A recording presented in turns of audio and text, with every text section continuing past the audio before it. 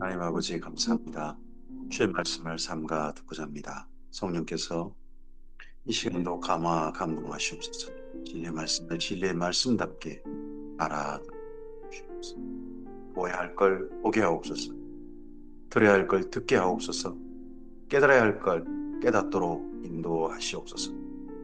그래서 하나님의 서원 그대로 하나님께서 기록하게 하신 원목적 그대로 주의 말씀이 우리에게 보여지고 들려지고 우리 마음속에 분명히 이해되어져서 오늘 이 말씀을 기준 삼아 근간 삼아 이 하루를 걸어가고 이 하루를 하나님의 성전답게 인생을 지어가고 오늘도 이 하루를 하나님의 사람답게 열매 맺어가는 은혜를 누리게 하옵소서. 의지하오며 예수님 이름으로 기도합니다. 아멘. 네, 오늘은 마태복음 18장에서 20장 말씀 함께 읽습니다.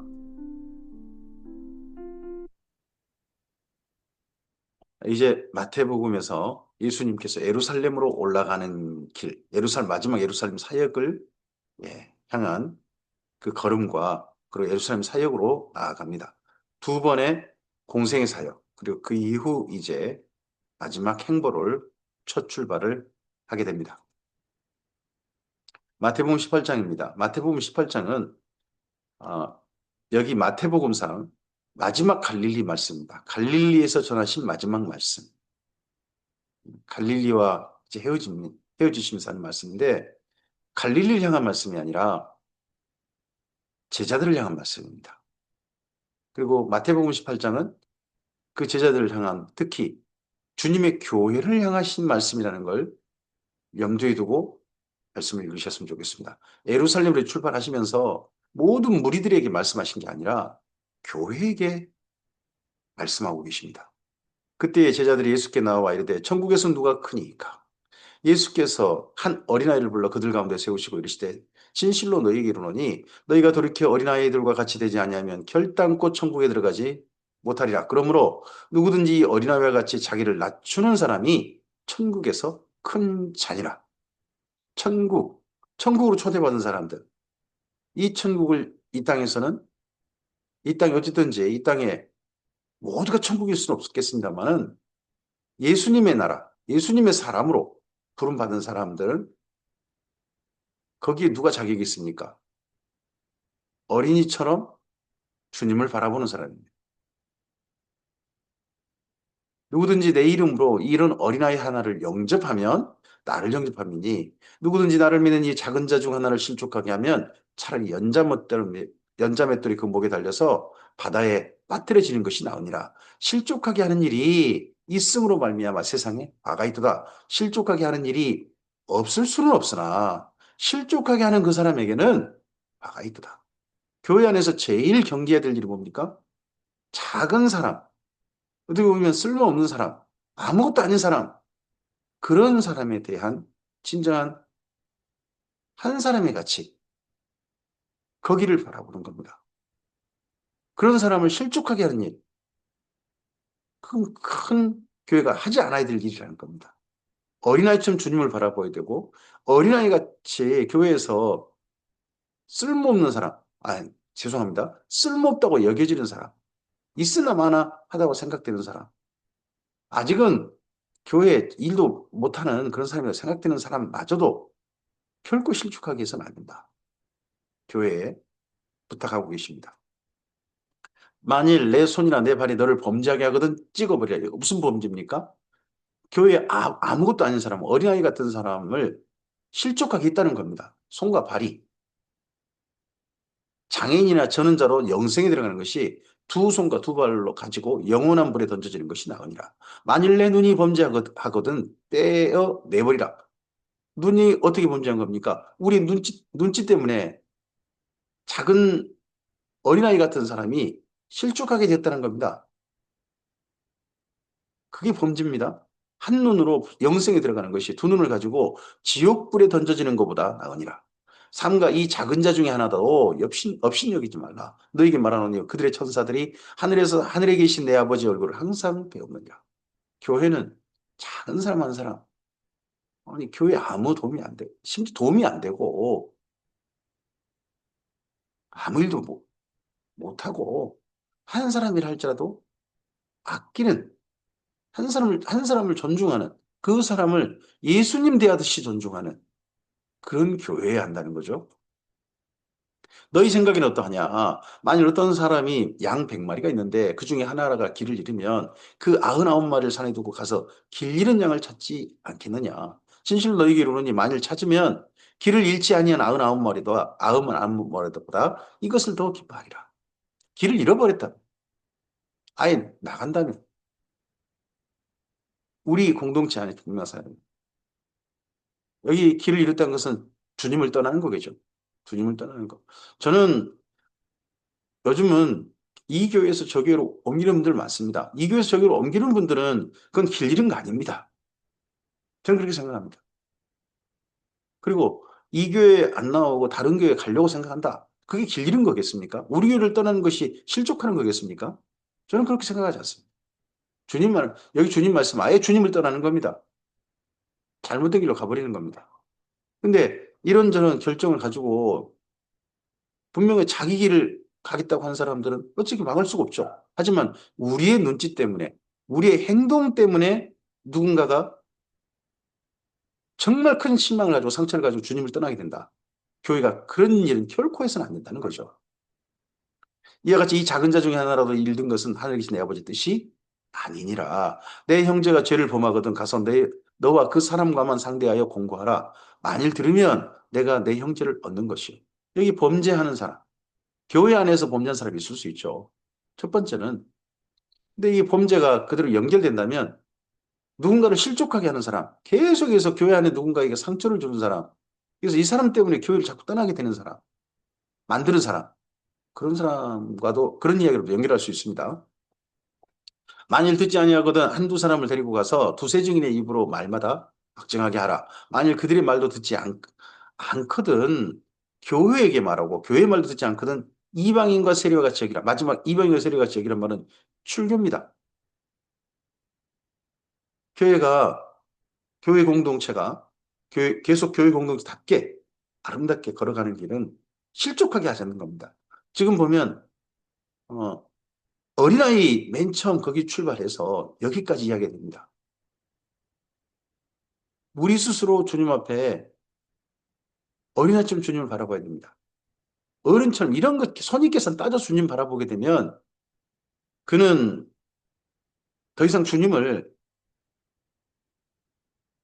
정말 진정 사랑하는 대상으로 바라보는 게 아닙니다. 나한테 이익이 되냐 안 되느냐로 주님을 바라보게 돼버리니까 거기서 출발해서 그런 어린아이 같은 사람을 무시하지 않는 교회, 존중하는 교회 한다. 그리고 그 어린아이 같은 사람을 실족하게 한다면 그는 지옥 갈 짓을 하는 거다 하고 교회가 큰 생각을 가져야 됩니다. 그리고 교회 자꾸 성도를 이 사람 저 사람 실족하게 하는 사람 그런 사람이 있다면요. 그런 범죄한 사람이 있다면 어떻게 해야 되는 거죠? 진실로 너희에게 이르노니 무엇이든지 너희가 땅에서 매면 하늘에서도 매일 것이요 무엇이든지 땅에서 풀면 하늘에서도 풀리리라. 그래서 마지막 교회에게 출교의 권위를 주신 것 하나님께서도 그러하실 것이다 하는 겁니다. 진실로 다시 너희에게 이르노니 너희 중에 두 사람이 땅에서 합심하여 무엇이든지 구하면 하늘에 계신 내 아버지께서 그들을 위하여 이루게 하시리라. 두세 사람이 내 이름으로 모인 곳에는 나도 그들 중에 있느니라. 많고 적음 그게 주님이 교회에게 바라신 게 아닙니다. 준정 주님의 교회 공동체답게 교회 공동체답게 이 땅에서 주님의 교회가 존재하는 겁니다. 두세 사람이라 할지라도 주님의 교회답게 실족하게 하지 않고 주님을 어린아이처럼 사랑하는 그런 교회로 주 앞에 존재하는 겁니다. 그런 교회를 주께서 기대하십니다. 원하십니다. 그때 베드로가 나와 이르되 주여 형제가 내게 죄를 범하면 몇 번이나 용서해 주리까? 7번까지 하오리까? 예수께서 내게 이르시되 내게 이르노니 7번뿐 아니라 7번을 70번까지라도 하시리라. 진정한 나한테 죄를 범한 겁니다. 나한테 죄를 범한 사람에 대한 태도. 나한테. 누군가의 죄는 나한테 죄를 범한 사람.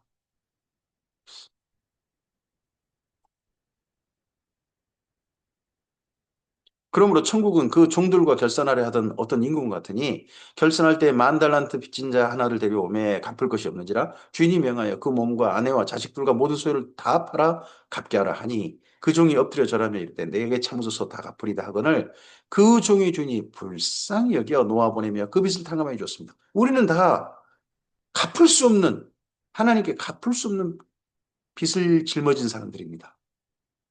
그건 죄의 빚이고 하나님의 진노의 빚입니다. 진노의 하나님께 진노로 우리를 바라보게 하는 그런 빚입니다. 죄의 빚입니다. 그걸 불쌍히 여기셔서 탕감받은 사람들이 인생입니다. 주님 앞에 부름받은 사람들입니다. 하나님께서 부르신 사람들인 거죠. 그런데 이렇게 부름받았는데 그 종이 나가서 자기에게 100데나리온 빚진 동료 한 사람을 만나 붙들어 목을 잡고 이르되 빚을 갚으라니 100데나리온 적은 돈은 아니에요. 근데 우리가 인생의 빚을 그렇게 어마어마한 빚을 탕감받아 놓고 나한테 빚을 이렇게 짊어진 조금 사람을 빚 갚으라 하며 그 동료가 엎드려 간구하되 내게 참아주소서 갚으리다거나 안 갚겠다는 거 아니죠. 갚겠다. 지금은 근데 좀 어렵다. 근데 허락하지 않냐고 이에 가서 그가 빚을 갚도록 옥에 가두거늘 그 동료들이 그것을 보고 몹시 딱하게 여겨 주인에게 가서 그 일을 달리 누구한테 딱한 겁니까? 옥에 쳐넣어버린 사람입니까? 아니죠. 옥에 갇힌 다른 동료죠. 그래서 자기한테 100대나 빚진 것을 갖다가 그걸 못 참고 옥에 넣어버린 그 사람을 주인한테 가서 알리니 이 주인이 그를 불러다가 말하되 악한 종아 내가 빌기에 내가 내 빚을 전부 탕감하여 줬거늘 전부 탕감하여 줬거늘 10,000달러였더나 내가 너를 불쌍히 여긴 같이 너도 내 동료를 불쌍히 여기기 마땅하지 아냐 하고 주인이 노하여 그 빚을 다 갚도록 그를 옥졸에게 넘기니라. 너희가 각각 마음으로 형제를 용서하지 않냐면 나의 하늘 아버지께서도 너희에게 이같이 하시리라. 이건 정말 어려운 일입니다. 저는 성경 말씀에 있는 말씀이 우리 실천해야 될 말씀이라 생각합니다. 근데 진짜 미운 사람, 특히 나한테 뭔가 상처를 주고 나한테 죄를 지은 사람을 용서한다는 거? 그게 쉽다면 저는 이런 말씀은 쉽게 실천한다고 봅니다. 근데 이 말씀은 늘 우리에게 넘지 못할 벽처럼 됩니다. 하지만 주님의 교회가 기억할 말씀이고 실천해야 될 말씀입니다. 진정 주님을 사랑함으로 우리 인생이 정말 이렇게 되어야 합니다. 우리는 스테반의 기도를 마지막 남긴 말을 기억해야 됩니다. 예수님께 십자가에서 아버지 저들의 죄를 용서해 주소서 저들이 알지 못하고 저럽니다. 그 기도를 기억해야 됩니다. 예수님이 정말 이 말씀하시고 정말 그렇게 하셨습니다. 마태복음 19장입니다. 그러고서 이제 예수님께서 여기 갈릴리를 떠나 예루살렘으로 향하십니다. 예수께서 이 말씀 마치시고 갈릴리를 떠나 요단강 건너 유대 지경에 이르시니 이제 예루살렘으로 향하여 올라가십니다. 올라가시는 길에서도 주께서는 그 걸음을 그냥 걷지 않으십니다. 주님의 사람들을 돌보시고 그리고 주께 찾아오는 사람들에게 진리를 가르치시고 바른 천국으로 초대하시는 일들을 계속해 가십니다. 죽음을 향해 가시면서도. 큰 무리가 따르거늘 예수께서 거기서 그들의 병을 고치시더라. 바리새인들이 예수께 나와봐 그를 시험하여 이르되 사람이 어떤 이유가 있으면 그 아내를 버리는 것이 옳으니까 예수께 대답하여 이르시되 사람을 지으신 이가 본래 그들을 남자와 여자로 지으시고 말씀하시기를 그러므로 사람이 그 부모를 떠나서 아내에게 합하여 그 둘이 한 몸이 될지라 하신 것을 읽지 못하였느냐 그런즉 이제 둘이 아니와 한 몸이니 그러므로 하나님이 짝져 주신 것을 사람이 나누지 못할지니라 하시니 먼저 기본 원칙 창조의 기본 원칙을 창조시에 남자와 여자를 만나게 하신 원리를 예수님께서 말씀하십니다. 그러자 이 바리새인들이 그 다음 말을 들이댑니다. 여짜오되 그러면 어찌하여 모세는 이혼 증서를 주어서 버리라 주어서 버리라 명하였나요? 버리라고 명했다는 겁니다. 모세가 버려버려라 여자를 버리라 명했다는 겁니다. 예수께서 이르시되 모세가 너희 마음의 완악함 때문에 아내 버림을 허락하였거니와 본래는 그렇지 아니하니라. 그리고 아내를 이혼 증서가 버릴 수 있는 수단이 아닙니다. 이혼 증서는 도리어 여인이 버림당한 여인이 이혼을 당한 여인이 이후 다시 삶을 시작할 수 있는 다른 남자와 결혼할 수 있는 정식적인 근거가 되어주고 그녀가 그 다음 삶을 살아갈 수 있는 출발점이 됩니다. 그 여인을 위한 배려지 이혼을 위한 남자들이 쓰라는 수단이 아닙니다.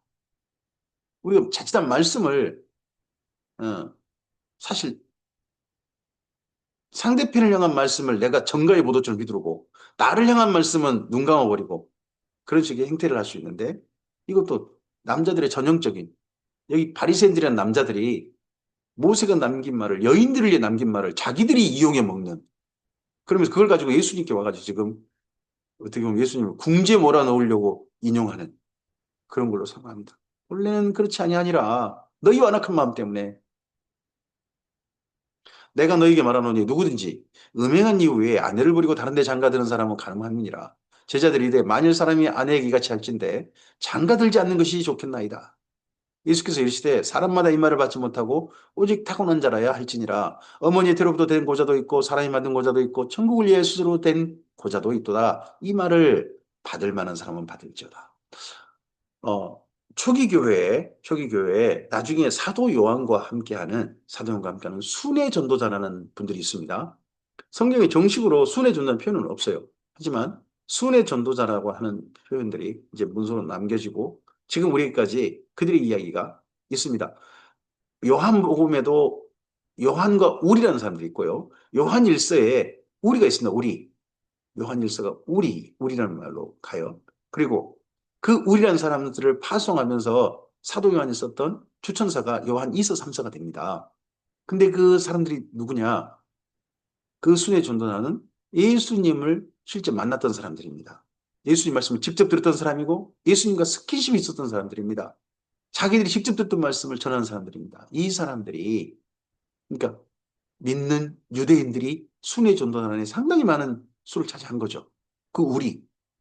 근데 그들이 이렇게 결혼도 하지 않고 자기들이 잡히면 자기 가족에게 큰 불이익이 오고 불행이 오니까 힘듦이 오니까 결혼도 하지 않고 그렇게 주님을 따르면서 주님을 위해서 인생을 바쳐서 사역했던 그런 분들이 있는 걸로 압니다. 근데 사실은 이런 것이 이유가 되는지 모르지만 결혼하지 않고 주님을 위해 사역했던 분들이 실제 있었던 거죠. 조기 교회는.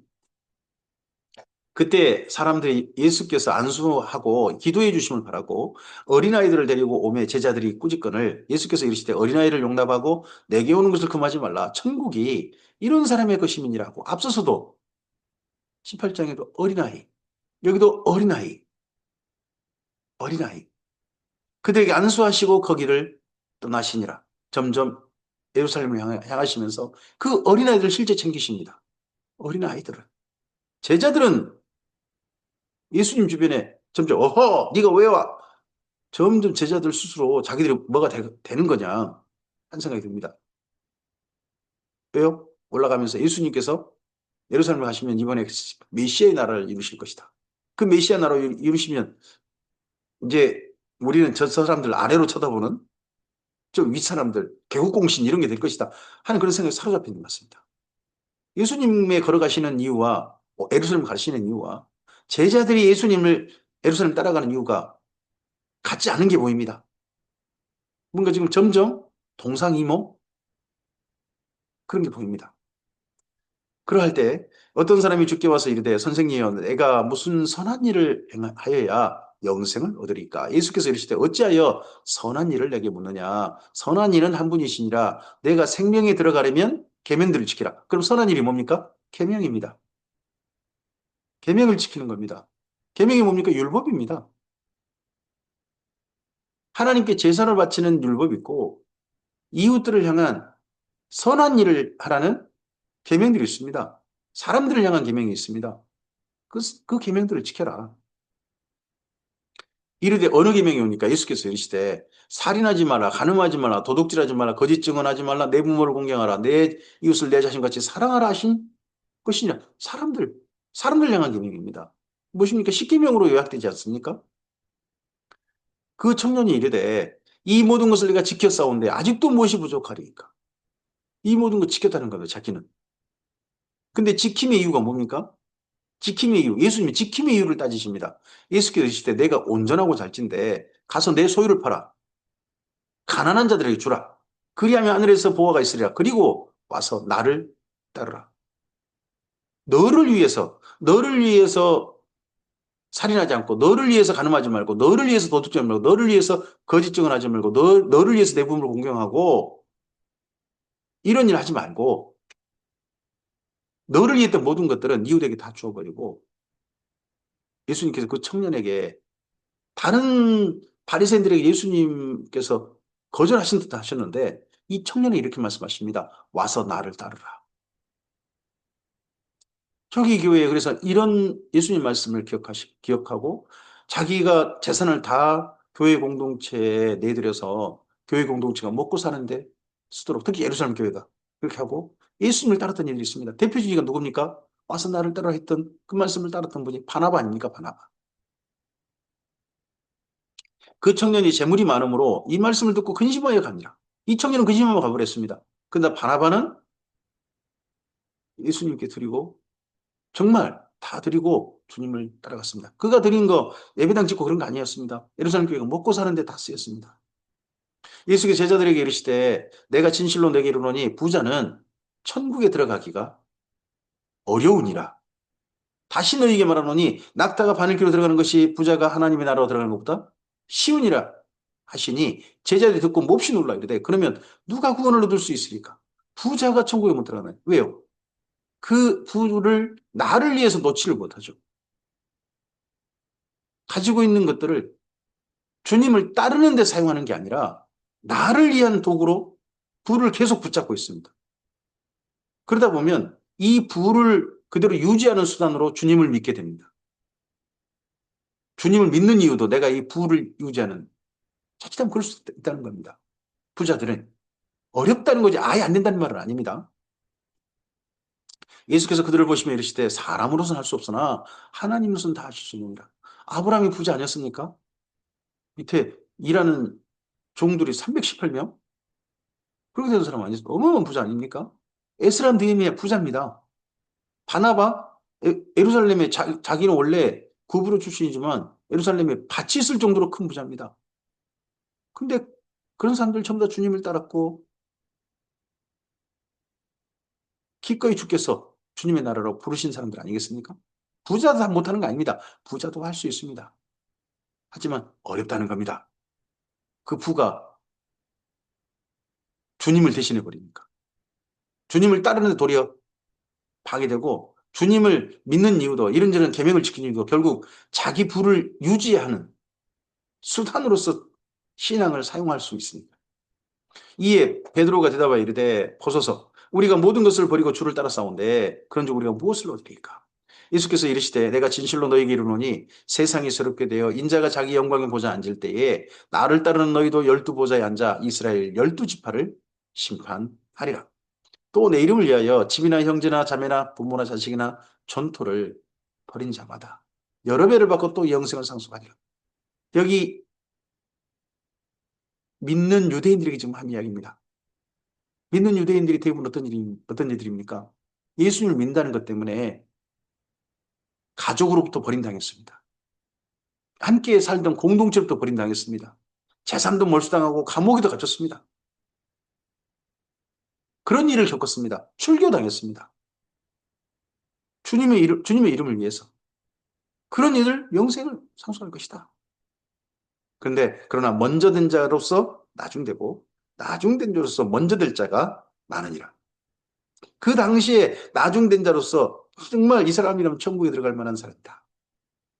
주께서 이 말씀을 통해서 사실 교회 공동체에게 말씀하시는데 이 말씀이 실제로 나타나는 예가 저는 바울이라 생각합니다. 바울은 후발주자입니다. 하지만 분명히 천국에 들어갈 사람으로 영생을 상속할 사람으로 모든 사람들이 인정해야 한다는 겁니다. 여기가 바울파하고 지금 할례파 갈등이라는 부분도 생각하시고 이런 말씀을 보셔야 됩니다. 실족이라는 부분도 그러고요. 앞서서 어린아이 한 사람도 영접하라는 부분도 그런 부분들을 염두에 두고 읽으시면 야고보서하고 비슷한 주제를 가지고 좀 이야기하고 있는 게 보입니다. 마태복음 잠시만요. 네. 이제 마태복음 20장입니다. 천국은 마치 품꾼을 얻어 포도원에 들여보내놓고 이른 아침에 나간 집주인과 같으니 그는 하루 한 데나리씩 품꾼과 약속하여 포도원에 들여보내고 제3시에 나가보니 장터에 놀고 있는 사람들이 또 있는지라. 자, 여기에 이른 아침이 있고요. 제3시가 있습니다. 제3시는 더하기 6을 하시면 됩니다. 그럼 오전 9시예요. 여기가 일용직 노동하는 사람들이 모여있는 노동시장 그런 데에 나갔다는 겁니다. 나갔는데 이른 아침에 일찍 포도원에 일꾼 보냈고 9시도 있어서 그들에게 이르되 너희도 포도원에 들어가라. 내가 너희에게 상당하게 주리라 하니 그들이 가고 제 6시와 9시에 또 나가 그같이 하고 9시입니다. 9시면 더하기 6을 하면요. 15시가 되니까 오후 3시가 돼버려요. 오후 3시. 오후 3시에 모인 사람도 그같이 하고 11시에도 나가보니 더하기 6을 하면요. 17시죠. 그럼 오후 5시가 됩니다. 나가보니 서 있는 사람이 또 있는지 오후 5시인데 인력시장이 떠나지 못하고 있는 사람들이 있는 거예요. 오후 5시면요. 이게 문제가 뭐냐. 하루 끝났어요. 오후 6시부터 6시까지 하루 마감이고요. 6시부터 하루 시작입니다. 우리하고 시간이 달라요. 그들은. 근데 오후 5시가 돼버렸어요. 하루가 끝나려면 이제 1시간 남았으면 더 이상 뭐 아무도 안 되죠. 근데 사람 또 있는지라. 이르되 너희는 어찌하여 종일토록 놀고 여기 서 있느냐. 이르되 우리를 품꾼으로 쓰는 이가 없습니다. 그럼 이 사람들은요. 오늘 인력시장에서 자기들을 고용한 사람이 있어서 정말 돈이 필요한 사람들입니다. 근데 그들을 쓰는 사람이 없으니까 집에도 못 들어가고 세상에 오후 5시인데 이제 1시간이 있으면 하루가 끝나는데 거기 인력시장에 머물러 있는 사람들. 이르되 너희도 포도원에 들어가라 하니라. 그러고서요, 저물 매 1시간 후입니다.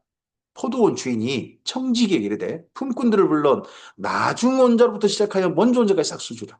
그럼 나중 원자, 맨 나중에 원자? 지금 1시간 바로 전에 본 사람들입니다. 그 사람들에게 싹쓸 주라. 왜요? 그 사람들이 얼마나 다급하겠냐는 거예요. 지금 뭔가 돈이 꼭 필요한 사람들이라는 거죠. 그러니까 주인이 일하는 걸 따진 게 아니라 그 사람의 형편을 생각해가지고 그렇게 한 겁니다. 11시에 온자들이 와서 한 데나리온씩 받아가거늘 먼저 온자들이 와서 먼저 온 자들 하루 이른 아침에 일찍 왔고 오전 뭐 9시에 왔고 그리고 오후 3시에 왔던 이런 사람들 중에 아직 일 먼저 온 사람들이 더 받을 줄 알았다는 거죠.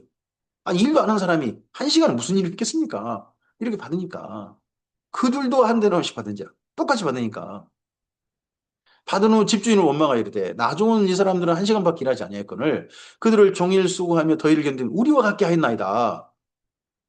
주인이 그 중에 한 사람에게 대답하여 이르되 친구여 내가 내게 잘못한 것이 없노. 이 사람들에게요. 그래도 주인이 이렇게 A 있게 대하십니다. 친구여. 친구여. 그리고 잘못한 거 없으시죠? 주인은 내가 나와 한 대나리온 약속을 하지 아니했느냐. 내 것이나 가지고 가라. 내 품삯 그대로 가져가라. 나중은 이 사람에게 1시간 일도 안 한 사람이에요. 너와 같이 주는 것이 내 뜻이다. 주인 마음이죠, 그건요. 주인이 약속인 거고. 아니, 일도 안 한 사람입니다. 오후 5시에 왔으면 일도 무슨 일이 있겠습니까? 그 사람에게 주는 게 주인의 뜻이라는 거예요. 내 것을 가지고 내 뜻대로 할 것이 아니냐. 내가 선함으로 내가 악하게 보느냐. 주인이 지금 마지막 그러면 1시간 전에 부른 사람들은요. 일 시키려고 하는 목적이 아니었다는 겁니다. 선한 일을 하려고 하신 겁니다. 이 주인이. 우리 인생의 마지막에 어떤 사람은 예수님께 부름받을 수 있습니다. 주님의 선하신 뜻으로 미처 다 헤아리기 어렵습니다. 이 땅에 일찍 부름받아서 주님을 위해 성실하게 일한 사람들, 그들에게 한때는 약속이 주어질 겁니다. 구원이라는 약속이죠. 똑같은 약속입니다. 그 천국의 영생을 상속하는 데는 다 똑같습니다. 근데 십자가상에서 한편 강도가 주님 나오면서 저를 생각해 주실 때 주님께서 낙원에 또 오늘 나와 함께 있을 것이 다시 않습니까? 그 사람이 뭔가 주님을 이제 뭔 일을 했겠습니까? 근데 그 사람에게도 주께서는 자비를 베푸셨습니다. 그게 무엇입니까? 착하신 주님이신 겁니다. 선하신 주님이신 겁니다. 그런 주님의 선하신 마음을 나는 일찍부터 이랬는데 그렇게 말할 자격이 우리에게 없는 겁니다. 우리에게도 영생의 약속이 주어진 것처럼 나중에 아무 일도 안 하고 그렇게 영생 약속 받은 사람, 영생의 약속을 선물로 주신 주님께 우리는 그저 그분의 선하심에 감사하고 찬양하고 그분을 닮아야 될 것입니다. 이같이 나중된 자로서 먼저 되고 먼저 된 자로서 나중 되리라. 이거 한 번 더 비유를 드는 겁니다. 왜 그렇습니까? 지금 교회 안에 나중된 자 바울 팀과 먼저 된 자 할레파 사이에 지금 갈등이 너무 심해요. 누가 더 크냐라는 갈등이. 그거에 대해서 이렇게 예수님의 비유를 통해서 예수님의 말씀을 통해서 정리합니다. 다시. 예수께서 예루살렘으로 올라가려 하실 때 지금 갈릴 떠나서 예루살렘 올라가 정식으로 자꾸 이 편이 이제 등장하게 됩니다. 12제자를 데리시고 따로 길에서 이르시되 보라 우리가 예루살렘을 올라가노니 가서 어떤 일이 있겠다고요. 인자가 대제사장과 서기관들에게 넘겨지며 그들이 죽이기로 결의하고 이방인들에게 넘겨주어 그를 조롱하며 채찍질하며 십자가에 못 박게 할 것이나 제3일에 살아나. 예수님께서 앞서서 갈릴리에서 두 번의 예수님의 십자가에 죽으신 예루살렘에서 고난당하심을 두 번씩 예언하셨습니다. 첫째는 누구에게요? 첫째는 바리새인들에게입니다. 요나의 표적을 두 번 말씀하셨습니다. 그리고 제자들에게도요. 가이사랴 빌립보에서 신앙 고백 후에 예수님이 예루살렘 가셔서 고난 당하시고 말씀하셨고 이번 예루살렘 올라가시면서 다시 한번 명확하게 말씀하십니다. 좀 더 명확하게 대제사장들과 성경 넘겨줘서 주기로 결의한 바 받고 또 이방인들에게 넘겨집니다. 로마 군인들에게 넘겨주고 로마 사람인 빌라도에게 넘겨줘서 로마 사람들이 조롱하고 채찍질하고 십자가에 못 박게 할 겁니다. 근데 이걸 유대인들의 고발에 의해서 이렇게 될 겁니다. 하지만 예수님은 살아나실 것이다. 하는 좀 더 구체적인 내용을 말씀하십니다. 그때 세베대의 아들의 어머니가 그 아들들 데리고 예수께 와서 절하며 무엇을 구하니 예수께서 이 말씀하고 계시는데 그때 정도 시점이라는 거죠. 바로 그 말씀하고 있는데 바로 분위기 없이 세베대의 아들의 어머니가 이렇게 왔겠냐. 그러라고 저는 생각하지 않습니다. 조금 그 비슷한 시기에 예수께서 이르시되 무엇을 원하느냐. 이르되 나의 이 두 아들을 주의 나라에서 하나는 주의 우편 하나는 주의 좌편에 앉게 메웠어. 그럼 주의 나라가 이 세베대의 어머니가 생각한 주의 나라는요. 이번 예루살렘 올라가셔서 주께서 메시아의 나라를 이루실 거라는 생각을 염두에 두고 한 이야기입니다. 제자들도 이것 때문에 누가 크냐라는 논쟁하고요. 예수께서 이르시되 너희가 구하는 것을 알지 못하는도다. 내가 마시려는 잔을 너희가 마실 수 있겠느냐? 그들이 말하되 할 수 있나이다. 여기는 내가 마시려는 잔이라고 표현되어 있습니다. 다른 복음서에서는 내가 받으려는 세를 너희도 받을 수 있겠느냐? 이렇게 되어 있습니다. 고난의 잔이기도 하고 고난의 세례이기도 합니다. 그들이 할 수 있나이다. 이르시되 너희가 과연 내 잔을 마시려니와 내 좌우편에 앉은 것은 내가 주는 것이 아니라 내 아버지께서 누구를 위하여 예비하시든지 그들이 얻을 것이니라. 근데 이 세베대의 두 아들 야고보와 요한이요. 예수님의 12제 중에 가장 먼저 순교한 자고 가장 나중에 어떻게 보면 순교한 사람입니다. 첫째 순교한 사람이 누굽니까? 야고보죠. 그리고 맨 마지막 예수님 12제 맨 마지막 이 땅에서 자기 인생 전부를 주님께 바치다가 자기 수명으로 살다가 그렇게 주님의 사람답게 인생을 마감했던 분이 마지막 사도가 요한 아닙니까? 그래서 예수님 한쪽에서 출발하면 뺑 도른다면 예수님의 한편에는 야고보, 맨 끝에는 또 다 뺑 돌아온다면 한편에는 요한. 또 이런 또 일도 될 수도 있죠. 12제자가 듣고 그 두 형제에 대하여 분이 여기거든. 왜요? 누가 크냐? 이거 지금 논쟁하고 있거든요. 예수님은 예루살렘 올라가셔서 십자가 지신다고 하시는데 안 들리는 겁니다. 우리가 주님 안에 너무 큰 소원, 우리가 생각하는 것 때문에 내가 생각하는 나라를 원하다 보면 진짜 이뤄야 될 나라, 진짜 성경에 봐야 될 진리가 안 보이게 됩니다. 그럼 제자들 똑같은 이런 어리석은 행동을 하게 됩니다. 주님 앞인데 분이 여기. 예수께서 제자들을 불러다가 이르시되 이방인들의 집권자들이 그들을 임의로 주관하고 그 고관들이 너희에게 권세를 부린 줄 너희도 알거니와 너희 중에는 그렇지 않아야 할지 하나니 너희 중에 누구든지 크고자 하는 자는 너희를 섬기는 자가 되고 너희 중에 누구든지 으뜸이 되고자 하는 자는 너희의 종이 되어야 하리라. 인자가 온 것은 섬김을 받으려 함이 아니라 도리어 섬기려 하고 자기 목숨을 많은 사람이 대속 물려주려 함이라. 목숨을 대속 물려주려 하려고 지금 예수는 올라가시고 있다는 거예요. 나라를 만들고 왕으로 다윗과 같은 왕으로 등극하기 위해서 오신 게 아니라는 거예요. 사람들이 생각하는 그런 왕 아니시라는 거죠. 예수님은 왕으로서 무릎을 꿇으셨고요. 왕으로서 섬기셨습니다. 종처럼 섬기셨습니다. 종. 대가 없이 하시지 않습니까? 받으신 것 없이 받으려고 생각도 않으시고 사람들을 사랑하시고 섬기셨습니다. 그들이 여리고에서 떠나갈 때에 드디어 이제 여리고까지 왔습니다. 여리고는 어디입니까? 갈릴리에서 쭉 와서 이제 예루살렘으로 올라가는 산 밑입니다. 산 밑.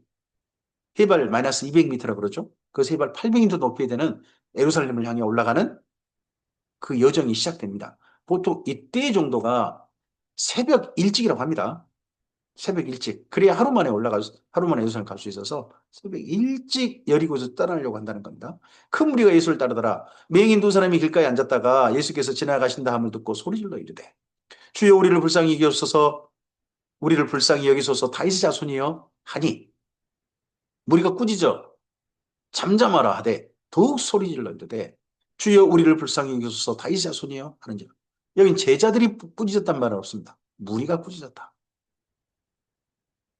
예수께서 머물러 서서 그들을 불러 이르시되 너희에게 무엇을 하여 주기를 원하느냐 이르되 주여 우리의 눈뜨기를 원하나이다.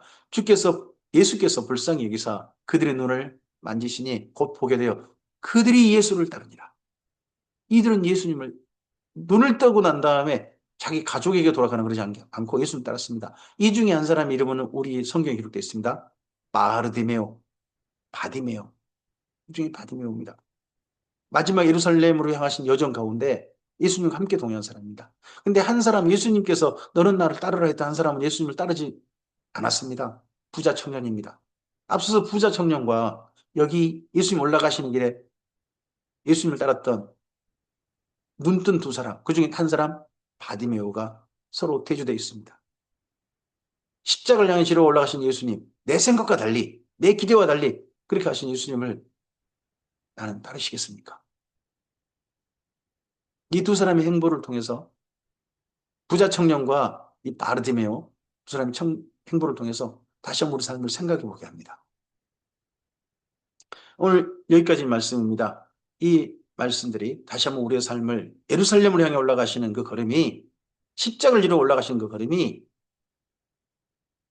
우리에게 우리 인생길 다시 한번 점검하게 하고 주님을 향한 내 삶을 다시 한번 바라보게 하는 주의 말씀이었으면 좋겠습니다. 이제 예수님께서 여기 예루살렘 올라가시면서 무리들을 향해서 어떤 말씀을 전하신 게 않고 제자들을 향한 말씀으로 주님의 교회 공동체를 향한 말씀으로 채우셨습니다. 교회 공동체가 잘못하지 않아야 됩니다.